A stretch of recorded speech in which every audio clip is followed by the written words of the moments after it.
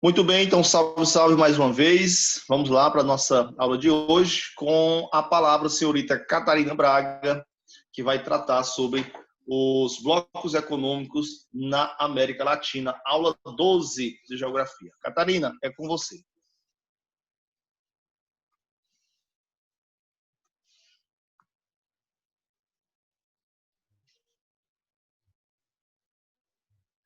Bom, boa tarde. Eu vou falar um pouco sobre os blocos econômicos na América Latina. Eu vou começar pelo México, que apesar dele ser um país que fica na América do Norte, ele é considerado um país da América Latina. Bom, o México, ele integra o NAFTA, que é um bloco econômico, junto com os seus dois países vizinhos na América do Norte, o Canadá e os Estados Unidos. Bom, o principal objetivo do NAFTA é o livre comércio entre os três países. É algo que integra os três países. O que faz com que a mão de obra do México seja muito, muito barata para os Estados Unidos e assim sucessivamente. Porém, é mais comum ver gente querendo trabalhar nos Estados Unidos do que americanos indo trabalhar no México. E apesar do México estar entre as 15 maiores economias mundiais, ele ainda sofre constantemente com esse tipo de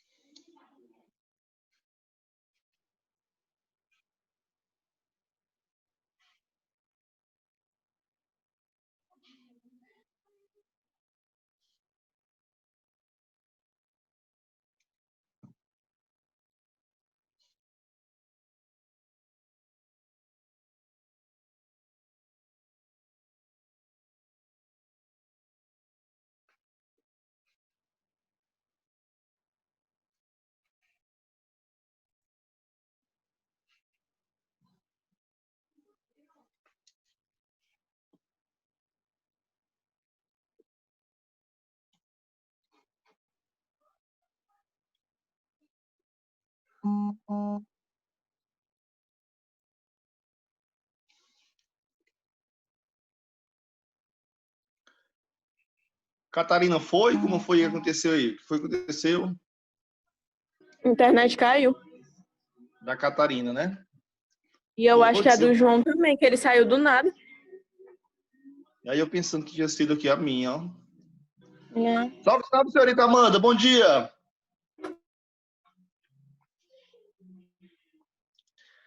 Professor, a Catarina me ligou e disse que a internet dela caiu, mas acho que já conseguiu voltar. Pronto, então sem perder a gravação, senhorita Catarina estava falando aqui do NAFTA, né, dando ênfase para a importância do México nesse bloco econômico. Você pode retomar a sua fala, Catarina. Tá, tô com medo de cair de novo, porque não tá nem ele aparecendo aqui, professor. Eu também está instável. Só não esqueça de ligar a câmera, se possível. Acho que tá ligada. Acho que é a minha internet. Mas vamos lá, depois continue. Você colocou o mapa mental aí, colocou? Sim. Deixa eu interromper e compartilhar novamente. Tá.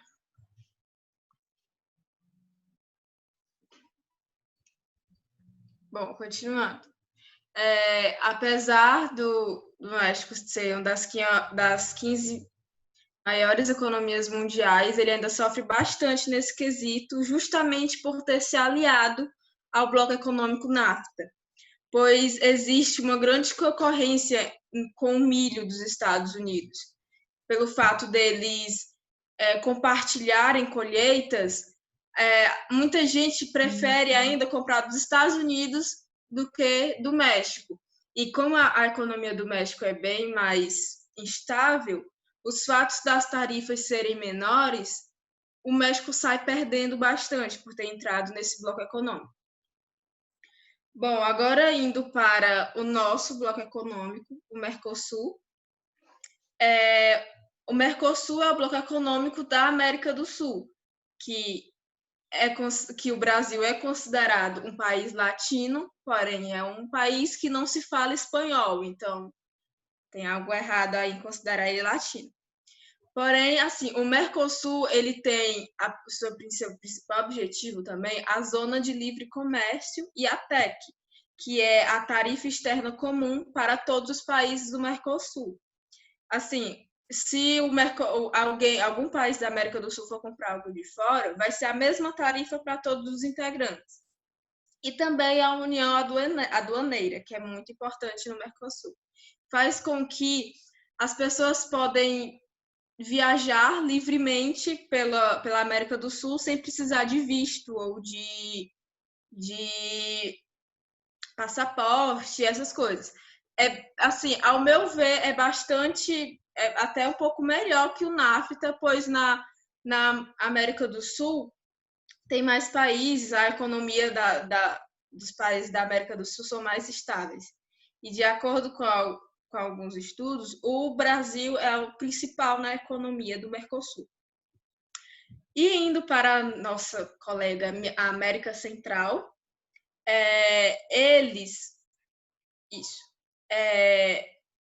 eles têm como bloco econômico o CAFTA, que o CAFTA ele faz com que, principalmente, tenha uma menor taxa de mercadorias entre eles.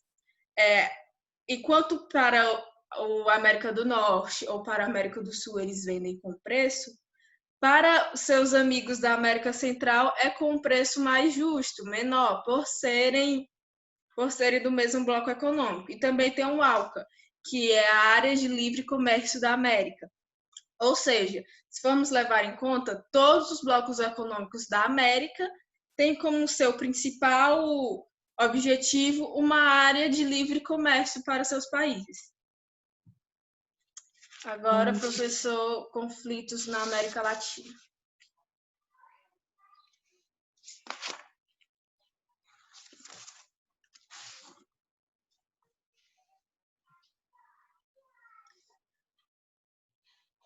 Bom, vou falar primeiro sobre os conflitos ligados aos narcóticos na América Latina.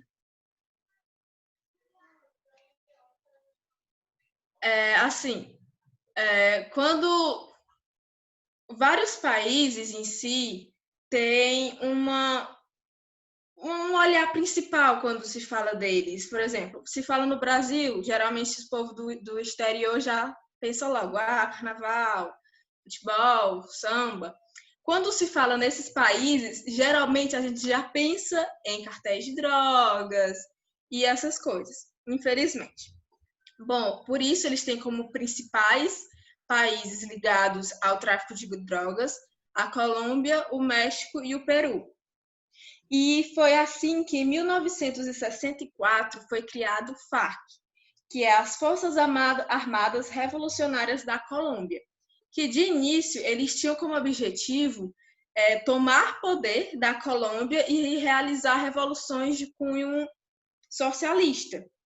Porém, isso foi por água abaixo quando alguns dos seus membros e líderes começaram a se envolver com os cartéis de drogas. Foi aí que a FARC passou a ser uma grande empresa no comércio de narcóticos, em vez de ser um grupo revolucionário que iria mudar a economia e o social do país, Colômbia. Foi assim que, em 2000, os Estados Unidos entrou na frente e falou: isso não pode mais acontecer, até porque o seu principal consumidor das drogas da América Central pode-se dizer que é os Estados Unidos. Então, os Estados Unidos viu que estava acabando com seus jovens e acabando, basicamente, com sua economia. Então, eles queriam matar o mal pela raiz, que foi quando eles criaram, em 2000, o Plano Colômbia, que tinha como principal objetivo acabar com o tráfico de drogas de lá dentro. Porque, assim, muitas pessoas pensam que foi mais não por querer acabar com as drogas nos Estados Unidos, mas sim um conflito que eles queriam acabar em si com o México e com a Colômbia. Por quê? Porque eles podiam, simplesmente, se quisessem manter a paz entre os países mais vizinhos, eles poderiam só acabar com o transporte de ir para os Estados Unidos, como botando barreiras mais seguras, botando mais coisas nos aeroportos, mas não, eles decidiram ir ao conflito em si, lá na Colômbia. E foi assim que, em 2002, os colombianos eles elegeram o Álvaro Uribe. E tanto ele, que ele foi reeleito várias vezes, porque ele tentou, de todas as formas, acabar com o tráfico de drogas na Colômbia. Ele tentou de vários jeitos. E depois dele, o seu sucessor, que foi o Juan Manuel Santos, ele também se destacou muito pela luta contra tudo isso. Porém, houve muitas derrotas militares, porque é complicado você querer implantar uma guerra contra gangues e máfias das drogas, principalmente as de lá. Então, em 2017, foi finalmente oficializado e declarado o fim da Farc, depois de 50 anos como um dos maiores grupos responsáveis pelos tráficos de drogas da Colômbia, houve o fim deles. Porém, a essa altura do campeonato, não existia mais só os Farc. Existiam muitos mais. E assim eles conseguiram acabar somente com um. E por isso, até hoje, principalmente nesses 4 países, ainda assim é muito, muito comum esses negócios de máfias e gangues ligados ao tráfico de drogas. Bom, então começou os cartéis mexicanos, que é basicamente o México é a porta de entrada para o tráfico para os Estados Unidos. É o país que faz a sua principal fronteira é os Estados Unidos. Então, foi aí que finalmente os Estados Unidos e o México decidiram se juntar para acabar com isso, porque um estava acabando com a reputação do México diante do mundo, e nos Estados Unidos estava acabando com seus jovens. Então, vamos se juntar para acabar com isso. Foi aí que juntou todo um exército militar e essas coisas para acabarem. Foi então que entre 2008 e 2010 ocorreu mais de 22 mil mortos no México ligados ao tráfico de drogas, que eles conseguiram realmente acabar com eles. Porém, até hoje, esses 2 países ainda têm grandes rixas, principalmente no atual governo americano, que eles tentaram de todas as formas e não conseguiram, pois vamos fechar literalmente a fronteira com esse país. Assim, às vezes é mais como uma desculpa para não ter ligação com o país México, né? E então eu vou agora para a Revolução Cubana.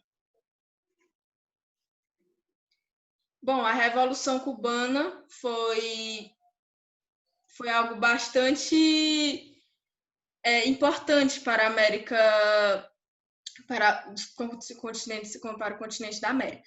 Se deu início em 1959 e teve como seus principais líderes Fidel Castro e Che Guevara, que foi quando eles se juntaram até com os Estados Unidos, teve um direto apoio com os Estados Unidos, porque eles queriam acabar com a ditadura implantada na Cuba por Fulgêncio Batista. Até que eles conseguiram. Eles acabaram com o governo de Fulgêncio Batista e assim com o fim da ditadura. Porém, depois de eles conseguirem isso, houve alguns problemas econômicos e sociais, e então eles decidiram se unir à União Soviética. Foi aí que eles basicamente decretaram guerra contra os Estados Unidos. O país que eles tiveram uma constante ajuda, né, que foi os Estados Unidos, na sua revolução, no momento que eles se uniram à União Soviética e implantaram o socialismo como sua principal economia, tipo econômico, eles basicamente decretaram guerra, e está até hoje, né? Até hoje os Estados Unidos não se bica de jeito nenhum com a Cuba. E a questão indígena popular.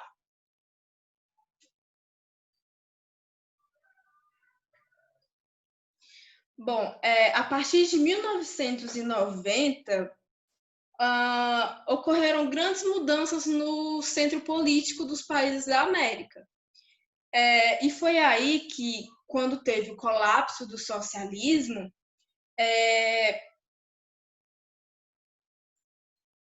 foi aí que muitos indígenas e nacionalistas começaram a ter mais espaço na política.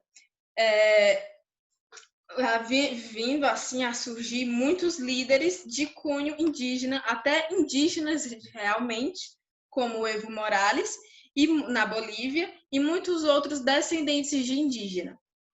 Bom, a principal uma prática bem comum de todos os governos foi que eles tentaram de todos os jeitos, e alguns conseguiram, mudar a constituição do país, para que tivessem mais, assim, um lado melhor para os indígenas, ou algo mais igualitário por seus principais colonizadores, na real, que foram os indígenas. Porém, muitos viram bastante dificuldade, como em 2010, o presidente Rafael Correa, ele perdeu totalmente o apoio daqueles que colocaram ele no poder, pelo fato de que achavam que as medidas deles foram muito lerdas. Você falou que ia fazer isso, mas até agora não fez. Então, isso enfraqueceu bastante seu governo. E na Bolívia, o Evo Morales, em 2009, ele teve uma grande resistência justamente por grupos indígenas. Muitos não queriam que os indígenas mesmo não queriam que ele crescesse tanto no poder. E até hoje, assim, ainda existem algumas rixas dos indígenas e de alguns governos na Bolívia. Porém, o caso mais dramático, que é o que a gente vê até hoje, é o da Venezuela, em 2013, o presidente Hugo Chávez veio a falecer de câncer, e foi aí que abriram as portas para os seus opositores tentarem a todo custo conseguir chegar ao poder. Até os americanos, os estadunidenses, tentaram de alguma forma burlar a política lá, que é porque eles queriam alguém perto deles para ficar no poder na Venezuela. Porém, isso não aconteceu, porque nas eleições realizadas foi o vice de Hugo Chávez, que é Nicolás Maduro, que ganhou as eleições. Porém, até hoje, Nicolás Maduro, ele enfrenta, assim, não entanto ele, né? Assim, depois dele, o país enfrenta, até hoje, uma crise econômica terrível, que no começo do ano foi basicamente o que a gente viu nos jornais. Não tinha comida para todo mundo, não tinha medicamento para todo mundo, não tinha moradia para todo mundo, e até hoje ocorrem grandes revoluções na Venezuela. Bom, e já no México, que é outro país latino que também teve um forte cunho indígena, eles sofrem bastante com a economia lá. Um exemplo que fala aqui no livro foi justamente a entrada do México no NAFTA, por causa da concorrência com os Estados Unidos. E assim, justamente pelo fato da reputação do México diante dos países do exterior, ele acaba perdendo muitos compradores, pois quem você vai escolher? O filhinho da América, o preferidinho da América, os Estados Unidos, ou o México, que é ligado a drogas, a conflitos internos, a um monte de coisa? Bom, quem sai perdendo, obviamente, é o México. E, assim, até hoje no México existem grandes revoltas por causa da sua economia e também justamente apesar deles estarem no NAFTA, eles ainda veem que eles são colocados muito abaixo do Canadá e dos Estados Unidos. Principalmente, realmente, dentro do bloco econômico. Ainda existe um grande preconceito com os mexicanos. Então, o fato deles terem entrado no NAFTA não foi uma coisa tão boa para eles, porém, eles saindo do NAFTA piora ainda mais a sua questão social com os demais países. É isso, professor.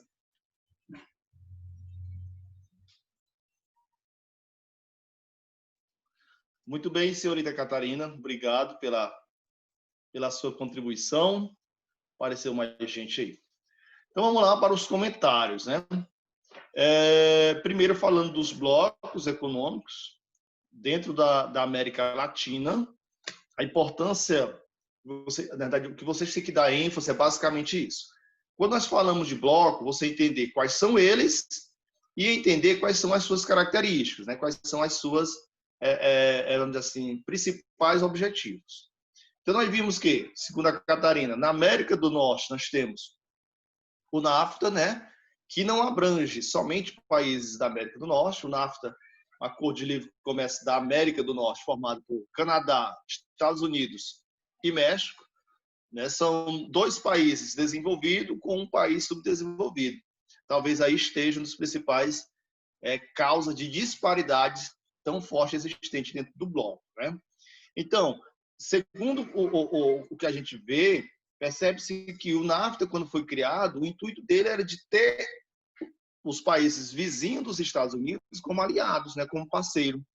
Já que os Estados Unidos, nos 2 extremos, leste e oeste, é banhado por oceanos, no caso o Pacífico e o Atlântico, e no norte e sul faz divisa com Canadá e México. Então, precisaria dessa parceria com esses 2 países.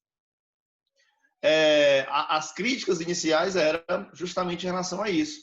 Se é uma área de livre comércio, né, onde que vai reduzir ou eliminar as barreiras alfandegárias, como é que os Estados Unidos, imagine, os Estados Unidos que tem uma produção em larga escala, como é que México, que tem uma produção em pequena escala, vai competir? Ou então, essa é uma crítica muito forte mencionada pelos críticos mexicanos, né? Mas, por outro lado, foi positivo para o México, porque muitas empresas estadunidenses se instalaram no México. São as famosas indústrias maquiladoras, que contribuiu, assim, para o desenvolvimento econômico do México, né? E aí está a principal crítica dentro dos Estados Unidos, né? Como houve uma migração muito forte de empresas para o México, deixou de gerar emprego dentro do território estadunidense. Então, existem os prós e contras quanto à existência desse bloco. Na América Central, nós temos a atuação da ALCA. A área de livre comércio das Américas era para abranger todos os países da América Latina, ou melhor, todos os países do continente americano. Era um bloco para fazer frente à União Europeia.